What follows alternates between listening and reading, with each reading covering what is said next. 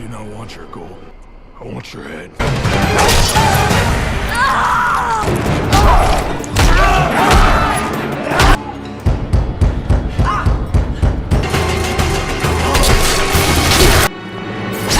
तो मूवी के स्टार्ट में हमें एक मैजिकल मास्क के बारे में बताया जाता है। ये मास्क कोई आम मास्क नहीं था, बल्कि इसे कई किंग्स की हड्डियों से मिलाकर बनाया गया था। जिस जमाने में काला जादू करने वाले जादूगर बहुत ज्यादा होते थे, उन्होंने शैतानों की मदद से इस मास्क में जादुई ताकतें डाल दी और तो कई प्योर लड़कियों की कुर्बानी दी गई, उनको सेक्रीफाइस किया गया ताकि शैतान खुश हो और इन मैजिशियंस को और पावर दे। इस तरह से ये मास्क भी मैजिकल बनता गया। जिस ट्राइब के पास ये मास्क था, उसने बाकी ट्राइब्स पर कब्जा करना शुरू कर दिया और वहाँ के लोगों को अपना स्लेव यानी गुलाम बना लिया। वो पूरी दुनिया पर बहुत जुल्म करने लगे इस मास्क का गलत फायदा उठाकर। लेकिन तभी एक कबीला आया जिसका नाम बारबेरियन था। उस कबीले के लोग काफी ज्यादा ब्रेव और पावरफुल थे। उन्होंने उस पूरे ट्राइब से ये मास्क छीन लिया और इसे अपने पास सेव कर लिया ताकि इसका कोई भी गलत फायदा न उठा सके। अब इस मास्क के कई टुकड़े करके एक एक टुकड़ा हर लीडर को दे दिया गया और इस तरह से ये मास्क कई हिस्सों में बिखर गया ताकि उस मास्क को कोई दोबारा ना ढूंढ सके और ना ही चोर सके,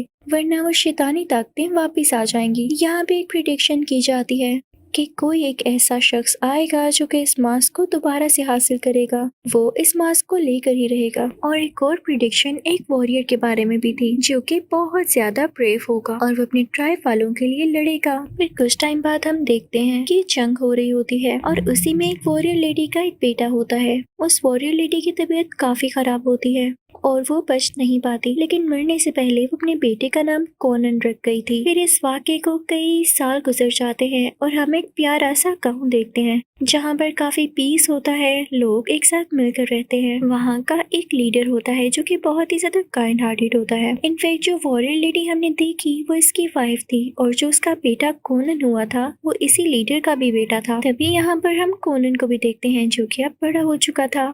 अब वो लीडर अंडों की टोकरी मंगवाता है और सबसे कहता है कि मैं तुम लोगों को एक चैलेंज दे रहा हूँ, तुम सब एक एक अंडा अपने मुंह में रख के पहाड़ों की तरफ जाओ और जो इस अंडे के साथ वापस आ गया बिना इस अंडे को नुकसान पहुंचाए या तोड़ते हुए तो वो जीत जाएगा और मैं उसे इनाम दूंगा। भी अपने फादर से कहता है कि क्या मैं भी साथ जा सकता हूँ, तो उसके फादर उसे कहते हैं कि नहीं, अभी तुम इतने बड़े नहीं हुए। तो वो कहता है कि जाने देना, मैं आपका बेटा हूँ और बड़े बड़े काम करना जानता हूँ। तो उसके फादर उसे भेज देते हैं। अब इस कबीले के लोग मिलकर पहाड़ों की तरफ निकल जाते हैं। सबकी यही कोशिश होती है कि वो जल्दी से पहाड़ को पार करके वापस आए और कबीले के सरदार के सामने जाकर उन्हें बताएं कि अंडा भी बिल्कुल ठीक ठाक है और हम भी पहाड़ को सर करके आ चुके हैं। वो सब लोग पहाड़ पर ही होते हैं कि तभी वहाँ पर बहुत अजीबोगरीब आदमी आ जाता है जो कि हैनिबल यानी आदमखोर था। इंसानों का शिकार करके उनका गोश्त खाया करता था। उस कबीले के और भी लोग वहाँ आ जाते हैं और इस कबीले पर अटैक करने लगते हैं, लेकिन कोनन उन सबको हरा देता है और उनके सर काट देता है। अब उनके सर लेकर अपने बादशाह यानी अपने फादर के पास आता है। कबीले के सरदार को इस चीज का यकीन नहीं होता कि उसका बेटा इतना ज्यादा बहादुर है। फिर वो उसे तलवार चलाना भी सिखाते हैं और उसे इस काबिल बनाते हैं कि वो एक अच्छा वॉरियर बन सके। फिर हम देखते हैं कि उन्हीं दिनों में गाँव पर कोई हमला होता है और ये इसी आदमी ने करवाया होता है जिसकी प्रेडिक्शन की गई थी कि कोई ऐसा आदमी आएगा जो कि मास्क को दोबारा हासिल करने की कोशिश करेगा। उसने गांव पर भी इसीलिए हमला किया होता है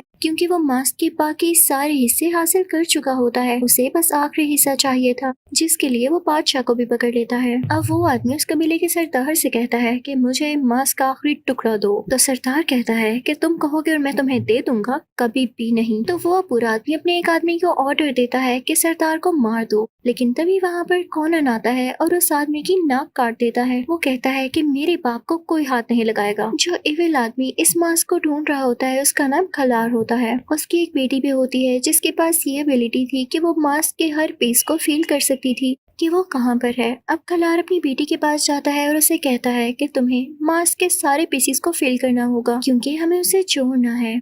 अब वो लड़की पीस ढूंढ लेती है। दूसरी तरफ कोनन और उसके फादर बंधे हुए होते हैं और वो कुछ भी नहीं कर पाते। अब खलार ने उस कबीले के सरदार और उसके बेटे कोनन को इस तरह से बांधा हुआ था कि उनके ऊपर मोल्टन लावा था।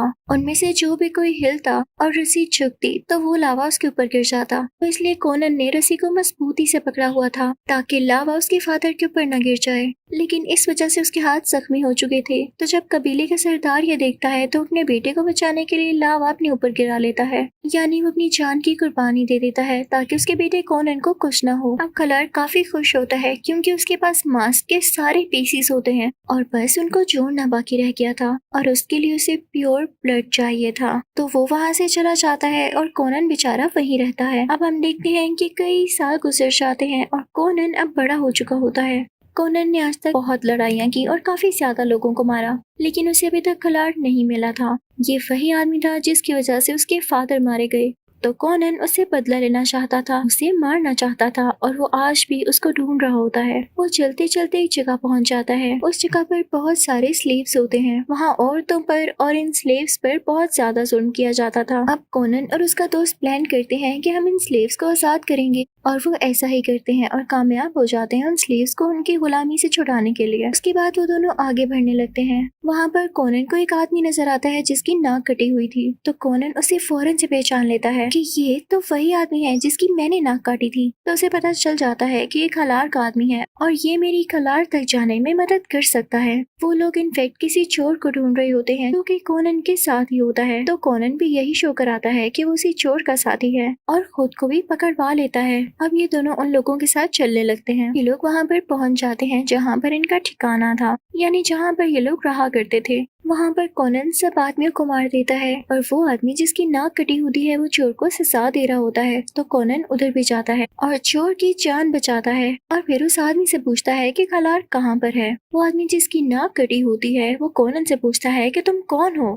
और तुम्हें खलार से क्या लेना देना है। तो कोनन कहता है कि शायद तुम मुझे भूल रहे हो, मैं वही हूँ जिसने तुम्हारी नाक काटी थी। कोनन उस आदमी को डराता है। वो खलार के बारे में सब कुछ बता देता है। फिर कोनन एक गांव में पहुंचता है जहां पर उसे एक लड़की दिखाई देती है जिसका नाम तमारा होता है। वो लड़की बहुत ही ज्यादा अच्छी और नेक होती है, उसका खून प्योर होता है और इसी को लेने के लिए वहां पर कालार आता है अपनी बेटी के साथ और यहाँ के लोगों पर हमला कर देता है, लेकिन तमारा वहाँ से भाग जाती है। कालार अपना एक आदमी उस लड़की तमारा के पीछे लगा देता है और कोनन भी उस लड़की के पीछे पीछे चल पड़ता है। वो लड़की एक बग्गी में होती है तो कोनन को यही लग रहा होता है कि इसमें कालार है, लेकिन जब वो देखता है उसमें तो ये लड़की होती है। तो वो उससे कहता है कि खलार कहाँ पर है। तो वो लड़की कहती है मुझे कैसे पता होगा, मैं तो खुद उसे जान बचाकर भाग रही हूँ। तभी वहाँ पर खलार के लोग आते हैं जो कि तमारा को पकड़ने के लिए आए थे, लेकिन कोनन उनसे लड़ते हुए तमारा को अपने साथ ले जाता है। वो ये सोच रहा होता है कि खलार इसको ढूंढने के लिए दोबारा आएगा और तब मैं उसे पकड़ लूंगा। अब कोनन वहाँ एक जख्मी आदमी से पूछता है कि मुझे खलार का पता बताओ और पता चलने पर वो उसे एक मैसेज भेजता है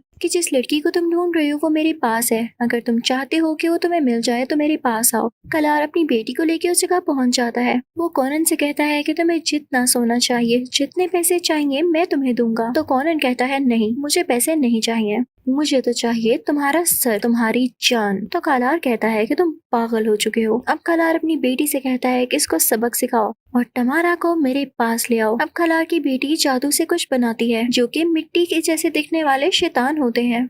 वो जाकर कोनन पर अटैक करने लगते हैं, लेकिन कोनन उनसे लड़ते हुए उन्हें खत्म करता रहता है। लेकिन वो शैतान तो जैसे खत्म होने का नाम ही नहीं ले रहे थे, लेकिन आहिस्ता आहिस्ता करके कोनन उनको खत्म कर ही देता है और तब सामने आता है खलार उससे डायरेक्टली लड़ने के लिए। इन दोनों में काफी लड़ाई होने लगती है, लेकिन जब खलार की बेटी ये देखती है कि कोनन कहीं उसके फादर को मार ना दे तो वो कोनन पर अटैक कर देती है और कोनन जल्दी से तमारा को वहाँ से लेके भाग जाता है क्योंकि वो यहाँ पर वीक फील करने लगा था। वो उसी चोर के साथ मिलके वहाँ से भागने लगता है। समंदर के जरिए वो वहाँ से काफी दूर निकल जाते हैं। अब ये लोग शिप में ही होते हैं और रात हो जाती है। ये सब रेस्ट कर रहे होते हैं, लेकिन तभी इनके शिप पर अटैक होता है खलार और उसके आदमियों का। कोनन और तमारा फौरन से एक्टिव हो जाते हैं और उनसे लड़ने लगते हैं। यहाँ पर कोनन तमारा की फाइटिंग स्किल से काफी इम्प्रेस होता है और उससे कहता है वेल डन, तुम काफी अच्छा लड़ती हो, जिसे सुनकर तमारा बहुत खुश होती है। फिर ये दोनों कम ही टाइम में एक दूसरे को पसंद करने लगते हैं। लेकिन जब सुबह होती है तो टमारा कहती है कि मुझे यहाँ से जाना होगा। वो कोनन को गुड बाय कह के वहाँ से जा ही रही होती है कि तभी उस पर हमला हो जाता है। खालार के लोग टमारा को पकड़ के ले गए थे और कोनन उनका पीछा करने लगता है। जहाँ पर खालार ने टमारा को बांधा होता है वो काफी मिस्टीरियस और बंद जगह होती है और वहाँ जाने से पहले कोनन उस आदमी के पास जाता है जिसने उसकी भागने में मदद की थी, यानी वही चोर, और उसे अपने साथ उस जगह पर ले जाता है। वो लोग एक टनल के बाहर पहुंच जाते हैं जो कि लॉक्ड होती है और वो चोर वो ताला खोल लेता है। लोग टनल के अंदर जाते हैं तो काफी ज्यादा डेड बॉडीज होती हैं, उनके स्केलेटन्स होते हैं और आगे पानी में ये लोग देखते हैं कि काफी खतरनाक और बड़ा मॉन्स्टर है जो कि इन पर अटैक करने वाला है। ये लोग वहाँ से अपनी जान बचाकर बाहर निकल आते हैं। इन लोगों ने उस मॉन्स्टर को भी मार दिया था और अब ये टमारा की तलाश में थे। ये लोग फाइनली उस केव में भी पहुंच जाते हैं जहाँ पर टमारा का खून उस मास्क पर गिराया जा रहा था ताकि वो मास्क दोबारा से जुड़ जाए और उसमें शैतानी ताकतें आ जाएं। वो ऐसा ही करता है। खालार टमारा का खून अब उस मास्क पर गिराकर खुद वो मास्क पहन चुका था और काफी पावरफुल हो गया था। उधर हम देखते हैं कि खालार की बेटी टमारा पर अटैक कर रही होती है ताकि उसे जान से मार दे, क्योंकि अब उसका कोई फायदा नहीं था। इन लोगों ने मास्क को ठीक कर लिया था, लेकिन तभी वहाँ पर कोनन आता है और ये दोनों मिलकर खालार की बेटी को मार डालते हैं। तभी हम देखते हैं कि खालार वहाँ पर आता है। वो एक लकड़ी के ब्रिज के ऊपर खड़ा होता है और तभी वहाँ पर कोनन आता है और कहता है कि तुम्हारा खात्मा आ गया। वो लकड़ी का पुल तोड़ देता है और खालार खाई में गिर जाता है और मर जाता है। वहाँ हर चीज तबाह होने लगती है और गिरने लग जाती है। कोनन टमारा को बचा लेता है और अपने साथ उस जगह से बाहर ले आता है और यहाँ पर वो प्रिडिक्शन पूरी तरह से सच्ची साबित हो गई थी कि एक ब्रेव वॉरियर आएगा और उस आदमी को हरा देगा जो कि मास्क का गलत यूज करेगा और यहाँ पर मैनकाइंड की जीत होगी। इसी के साथ ये मूवी भी एंड होती है। Thank you for watching.